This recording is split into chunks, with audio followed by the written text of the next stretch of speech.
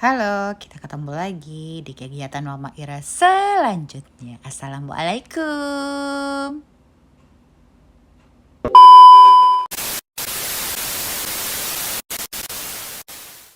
Mama Ira, ceritain dong soal pengalaman menjadi seorang ibu. Pengalaman menjadi seorang ibu, melahirkan 4 orang anak yang luar biasa itu sudah menjadikan hal yang terindah dalam hidup saya. Menjadi perempuan dewasa, perempuan yang alhamdulillah sempurna, dititipkan anak-anak untuk menjadikan mereka anak-anak yang berguna bagi agama, bangsa, negara, keluarga, dan banyak sekali harapan cita-cita saya. Sekarang ini pengalaman saya mulai kita masuk ke dalam satu dunia baru di mana saya harus berteman dengan mereka.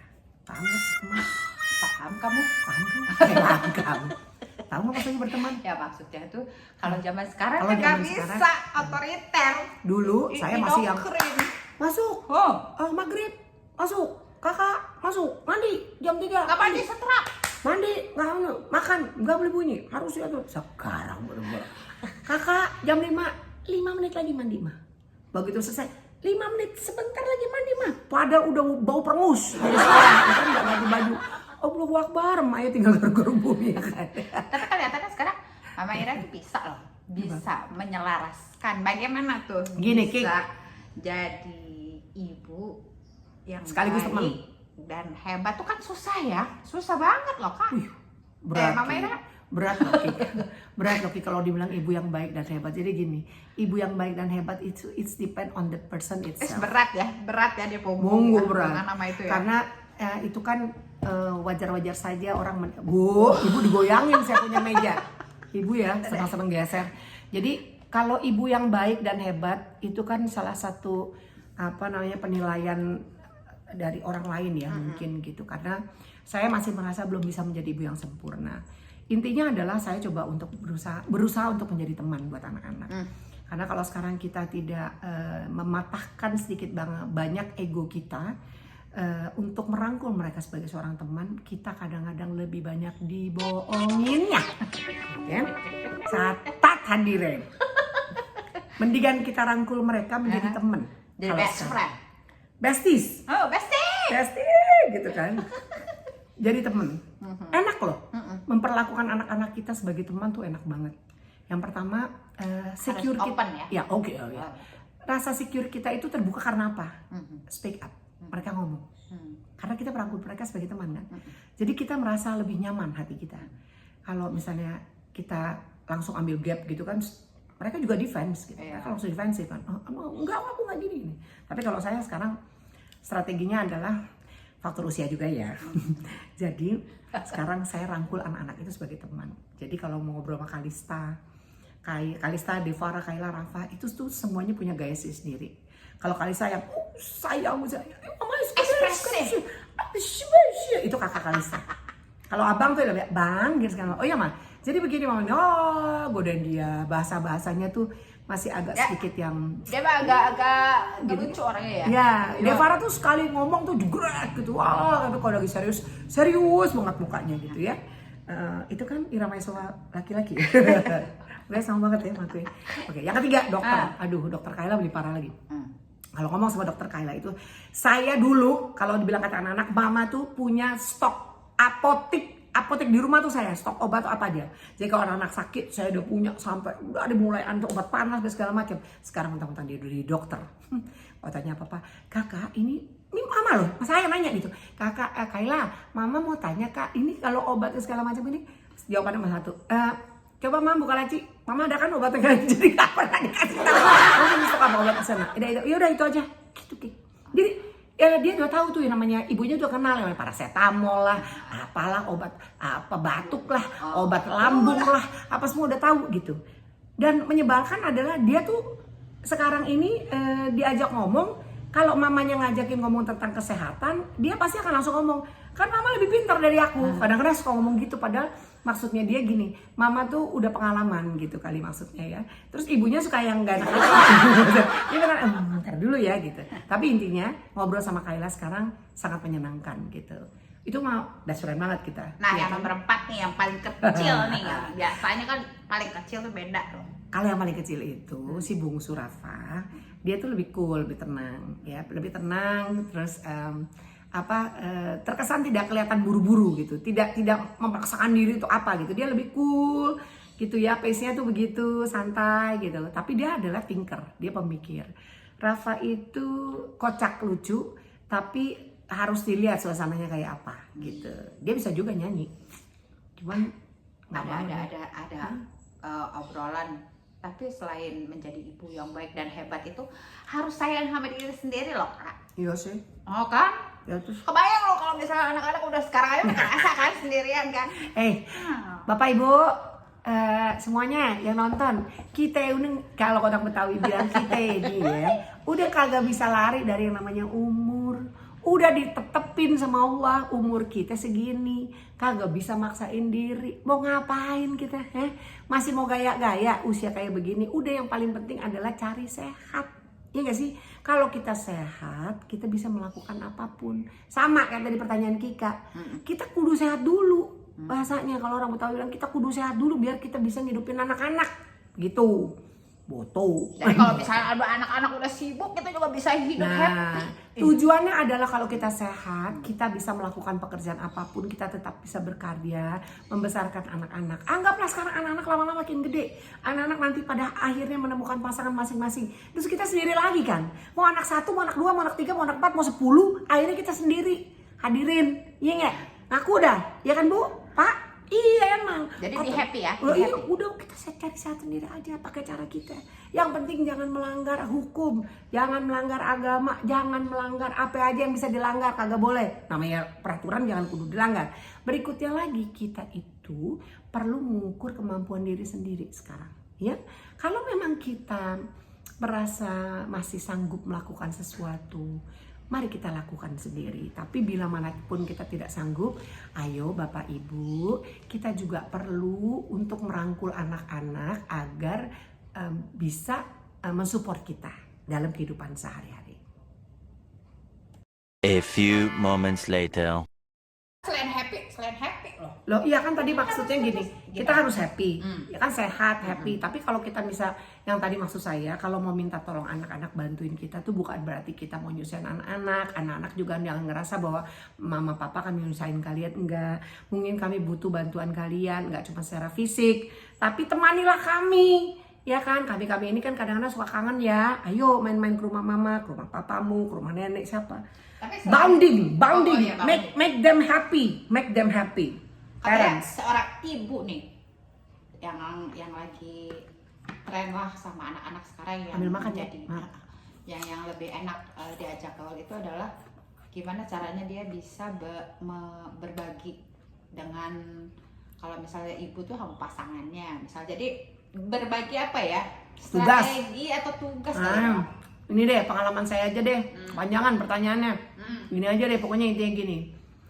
Saya 13 tahun berumah tangga sama Mas Ari waktu itu. Disitulah kami coba membina anak-anak. Yang pertama adalah open management. Open management itu berlaku pada ibu, bapak, dan anak. Apa sih Mama Ira open management? Melibatkan anak-anak semua untuk berdiskusi. Jadi anak-anak dilatih untuk speak up, dilatih untuk mengeluarkan pendapatnya. Kita bisa mengetahui sejauh mana kebutuhan anak-anak itu, apa yang menjadi kendala, hambatan di sekolah dan sebagainya. Jadi intinya kalau kita berumah tangga, jangan masing-masing itu egois. Oh ini cuma kerjaannya mama doang. Oh bapak mama aja. Bapak cari duit. Nah dulu. Bapak cari duit bener. Ibu juga berjuang. Dikata gampang jadi ibu rumah tangga. Jadi ibu rumah tangga mulai ngurusin antena miring, ganti channel, ya kan, nyetir juga, apa juga, misalnya begitu kayak saya misalnya, itu kan juga repot Pak, Bu, ya nggak? Nah kalau sendiri? Nah ini sekarang yang saya hadapi. Ya personal. Ya lebih personal, lebih apa ya? Kalau kita tuh ya realistis lah. Udahlah, mengukur kemampuan kita, terapkan kepada anak-anak. Udah lagi sama anak. Oh iya dong, terapkan kepada anak-anak. Jelaskan semua kondisinya, apa yang berlaku saat ini. Mama hanya mampunya sekian, ya sudah kamu jalani. Kalau kamu tidak merasa cukup segini, ya kalian bantu mama cari. Jangan semuanya dibebankan kepada mama. Sudah waktunya mama memikirkan masa depan mama, hari tuanya mama. I'm deserve to be happy too, like you guys gitu. Jadi itu juga yang harus kita pikirkan gitu. Terus berikutnya yang gak kalah penting, Quality time. ya itu tadi quality time, datang halo. Maksudnya ada waktu untuk selain ngobrol dan segala macam. Apa ada jadwal gitu, liburan bareng atau itu perlu. Tuh, aku jawab itu. Liburan bareng. Itu Perlu. tanya mana anak saya. Tanya mana anak saya. Dulu Mama Ira itu selalu memberikan anak-anak saya kesempatan setiap libur sekolah ambil secari kertas. 4-4-nya. Rafa bisa nulis nggak ya tuh? Oh, dikasih tahu Macu Satun. Jadi Mama tanya mana anak. Oke, sebentar lagi liburan tiba. Kita diskusi sama Papa. Kalian mau kemana? Tulis. Langsung mereka tulis masing-masing. Ada begini nulisnya, ada begitu, ada. Habis itu disubmit ke saya, dikasih ke saya. Habis itu kita bahas. Ada yang mau ke Bandung, ada yang mau berenang, ada yang mau les, ada yang mau kemana, semuanya. Jadi anak-anak itu tetap mempunyai rasa memiliki dalam keluarga. Mereka care. Setelah itu kan kita diskusi. Kalau diskusi kita saring dari 1, 2, 3. Nah, saya dengan Arianto, papanya waktu itu menyampaikan kepada anak-anak, ini loh anak-anak, kita punya dari sekian banyak, dari 4 orang anak-anak ini, Mama rangkum, Mama pilih cuma 2. Ini bikin 2 alternatif pilihan. Satu misalnya mau main di pantai, satu lagi mau mainnya di gunung. Ini kalau plus minusnya di gunung gini-gini. Mana yang kalian mau? Nah, saya tuh juga cuma cari tahu gitu. Kalau udah anak-anak besar, zaman sekarang gimana? Apanya? Ya kalau misal punya quality time sama mereka. Telepon aja. Susah banget. Padahal waktu lulusan abang ya. Oh iya. Oh, itu sih kalau lulusan abang sih seru. Kalau lulusan abang mah pas kebetulan abang aja lagi ada di Amerika, ya kan kita bisa pergi rame-rame. Nah itu seneng banget saya perginya. Yang nggak seneng kan dompet. Sekarang tuh anak-anak tuh udah punya cara sendiri, Tante Kika, ibu-ibu semuanya. Contohnya, yang di atas deh, misalnya Rafa nih, dia kan ngajar, habis ngajar, misalnya dia punya uang, caranya gimana dia bisa quality time sama mamahnya. Misalnya habis ngajar, mah kita makan yuk, atau datang-datang, mah aku beliin mama sesuatu. Itu kan salah satu bentuk mengekspresikan perhatian dia terhadap ibunya. Nggak harus yang gimana. Terus begitu dia ngomong duduk berdua itu udah quality time. Devara, mah aku jemput ya. Mau kemana bang? Setiap Sabtu ya, kencan. Mana kencan kita makan. Ntar kadang-kadang makan apa dia tahu saya sedang makanan Jepang. Kadang-kadang dia juga suka panik. Milihnya Pak Mamat. Pasar modern Bintaro ya. Dia itu Pak Mamat. Akhirnya makan di situ. Sekarang jadi favorit kan kita. Ngumpul di situ. Atau misalnya Kaila, mah, ayo dong mah. Siapanya lebih kenes dia nih. Sebelum kemarin jadi dokter, sekarang boro-boro waktunya ya kan. Mah, ayo dong mah, kita mau me time yuk mas. Mama aku mana? Aku yang pilih. Oke. Pas milih, banyak banget. Yang nyalon, yang manicure, yang pedicure, yang krimbat, yang nonton, yang ini. Wah, pokoknya semuanya me time sama mama. Gitu. Yang apa-apa juga. Yang enak tuh tagihan, Ki. Kalau kakak Kalisa lebih realistis. Oke, mama aku udah kerja segala macam. Ayo mah, aku traktir mama makan. Oh, oke, kita janjian satu tempat. Dia datang dari kantornya, satu tempat terus dia langsung pilihin. Dia cariin tempat yang enak buat ibunya. Cariin tempat bangku lokasi yang enak buat ibu. Sini mah. Kita diskusi, kita pilih makanan segala macem. Ayo mama pesan aja apa adanya. Nah begitu pas bilang pesan aja apa adanya, kita mikir ya. Kesian lah kalau anak-anak pas kita pilih yang bagaimana banget gitu ya. Terus begitu pas ini, ya mama kok makannya cuma segini gitu. Tahu gitu kan, aduh ya mama, kasihan gitu ya. Segala macam, udah nah mama udah ini gitu. Pas dalam hati pas mau keluar dari restoran itu, dalam hati saya ngomong gini saya ngomong aja sama Kalisa. Tahu gitu tadi mama makan steak. Pengen banget loh. Pernah nggak sih Mama Ira membedakan antara anak satu sama yang lainnya itu sebenarnya boleh nggak sih? Nggak. Membedakan. Oh membedakan ya karena mereka. Nah kalau saya ibunya saya tahu karakter mereka. Pasti perbedaan. Yang dimaksud adalah memperbandingkan kali. Nah betul. Kamu ya, bapak ibu jangan ya. Punten dengan segala hormat. Jangan pernah melakukan itu. Kita tidak boleh membandingkan anak kita satu dengan yang lain. Bahkan anak kita dengan orang lain, anaknya orang lain, gitu. Kalau sebagai pemicu atau trigger, contoh yang positif, mama suka sama siapa si A misalnya gitu, dia hebat tuh kak waktu itu, matematikanya pinter kak, kakak gimana kakak? Nah itu boleh, tapi lihat anak itu dia lebih pintar tuh nggak dari kamu. Aceh. Kakak kamu tuh masuk ini. Kakak kamu, kakak adik kamu. Nggak mungkin adik ya, kakak kamu. Itu nanti Sebaiknya enggak perlu. sebaiknya jangan. Ya. Kalau boleh menyarankan ya, Bapak Ibu semuanya dengan segala hormat. Ayo kita sama-sama menelaah lebih lanjut. Kompetisi boleh kali ya. Berkompetisi boleh, Hmm. tapi harus suportif. Hmm. Dalam bentuk apapun, segalanya. Hmm. Saya boleh berbagi ya semuanya. Anak-anak itu selalu saya dan papanya terapkan, walaupun kami sekarang sudah berpisah, tapi saya sampai detik ini sama Mas Haryanto tuh selalu mengingat anak-anak bahwa jadilah manusia yang berkualitas. Jagoan di kelas dan jagoan di lapangan dulu ya di sekolah. Jadi anak itu mampu berkomunikasi dengan baik, dia bisa berkompetisi, sportivitasnya juga bagus dan sebagainya. Kalau kakak lebih bagus daripada abang lebih bagus daripada Kaila, adik lebih bagus lagi adik kecil, itu kan semuanya adalah sistem yang terjadi pada umumnya, gitu ya. Tapi kalau kakak yang pandai menyanyi, kakak Kalista pandai menyanyi, tiba-tiba Kaila pun mau menyanyi, ya, kan masing-masing punya ciri khasnya sendiri. Jangan dibandingkan.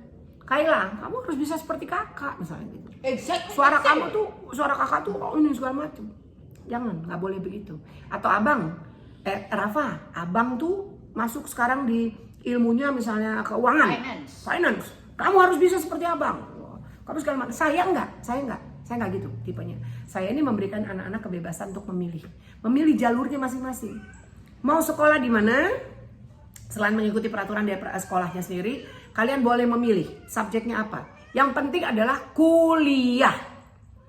Mau kalian ditawarin syuting film, mau ditawarin iklan, mau ditawarin apa segala macem, biar ini anak-anak sampai sekarang jutek-jutek mas saya. Pokoknya mama bilang tidak. Nomor satu adalah selesaikan sekolahnya sampai minimal S1 kuliah. Kenapa? Dengan ilmu kita dihargai kemanapun kita pergi. Dengan ilmu kita sampai negeri seberang tanpa takut. Kita punya Allah, kita punya Tuhan, dan kita punya ilmu. Begitu kita diajak bicara, lawan bicara kita merasa nyaman, itu sudah menjadi kebanggaan buat kita semua. Orang yang cerdas mampu menempatkan diri kemanapun juga. Itu yang selalu saya tanamin. Demikian saudara-saudara. Ada yang mau mengganggu saya. Saya lagi mau berhitung, kasih buah. Apalagi? Tapi kalau misalnya udah besar-besar kayak gini, mungkin ada cara-cara untuk lebih quality time kan waktu bersama anak-anak yang sudah dewasa itu loh Kak. Lebih tepatnya mama yang dulu WTK. Nah, benar. What to know? Jadi ada istilahnya WTK. Want to know. Dulu mama yang want to know. Dikit-dikit, kamu kemana? Pergi sama siapa? Pulang jam berapa? Ini segala macam. Bawaannya was-was aja. Bawaannya panikan aja.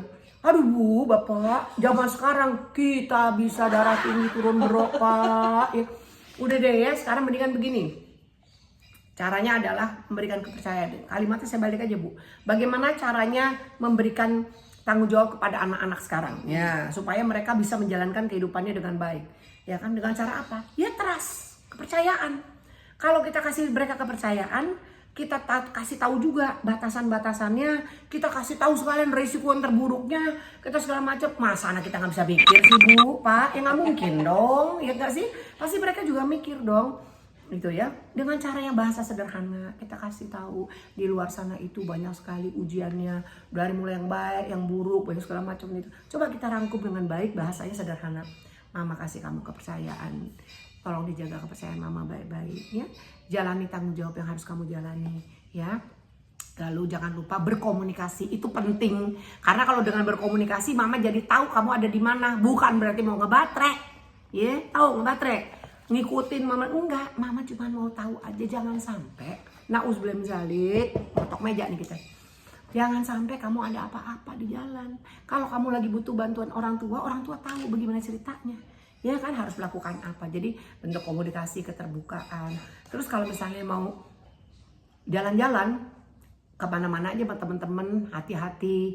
Jangan makan sembarangan, minum sembarangan, apalagi bu, ibu nulis apa sih bu? Ibu bawa sini kalau mau tulisan. Lu ngomong aja, Ki. Masalahnya apaan? Oh, iya. Pesan-pesan pribadi, Iya, say. pesan-pesan pribadi. Iya. Nah, jadi gitu lagi. Masalah trust untrustable itu nomor 1. Kasih kebebasan anak untuk memilih jalan hidupnya sendiri. Kita sebagai orang tua tetap mengarahkan tracknya kemana. Setiap kali kasih gambaran yang baik dan buruknya. Kalau mereka sudah dewasa, mereka sudah berani untuk mengambil resikonya, chance seperti apa. Dan kita kembali lagi memberikan mereka restu bila mana mereka sudah waktunya untuk meraih segala mimpi dan kebahagiaannya. Udah itu aja. Nek, jangan lupa, Apaan? Subscribe. orang tua juga harus Oh, ya. bahagia. Kita sendiri Ya. harus bahagia. We deserve to be happy. Iya. Oke, Bapak Ibu sebagai orang tua kita perlu bahagia. Kita sudah berjuang. Ya, perjuangan kita nggak akan putus sampai kapanpun. Itu anak-anak udah gede tetap kita anggap juga masih bayi. Iya nggak sih? Ya kan? Jadi perjuangan kita belum kelar. Pada saat nanti kita mau melepas mereka, menemukan pasangannya, mereka menikah, ya kan? Kita menjadi tua, terus kita kesepian. Wah, udah deh, Bu. Kayaknya ntar lagi saya mau masuk proses itu nih, gitu. Jadi harus Happy. Saya harus happy, ya kan? Dan jangan lupa satu hal. Anak itu adalah teman, sahabat. Ya, jadi jangan pernah keluar dari konteksnya. Karena kita sebagai orang tua belum tentu selalu benar. Jadi mereka kadang-kadang bisa lebih pintar dari kita. Dan kita juga belum tentu selalu salah dari mereka. Itulah jadi kegunaannya. Kuncinya. Gue berasa kayak lagi siaran ya gue. Enggak gini maksudnya. Cuma mau berbagi doang gitu. Gak lucu ya kalau Mamira kayaknya terlalu serius ya. Ya udahlah semuanya, jangan lupa subscribe, like, comment, and share Ira Maya Sofa Real ya, channel YouTube. Lu jangan matiin dulu, gue belum kelar. Nyalain loncengnya nyalain. Tererereng, biar bunyi, biar ada ini semua. Udah lah, ya Bapak Ibu, saya makan dulu ya. Gak kelar makan gue. Saksikan terus channel YouTube-nya Mama Ira setiap hari pokoknya ya. insya Allah. Insyaallah ya. Setiap hari. Janji. Dan Beneran. kelamaan openingnya.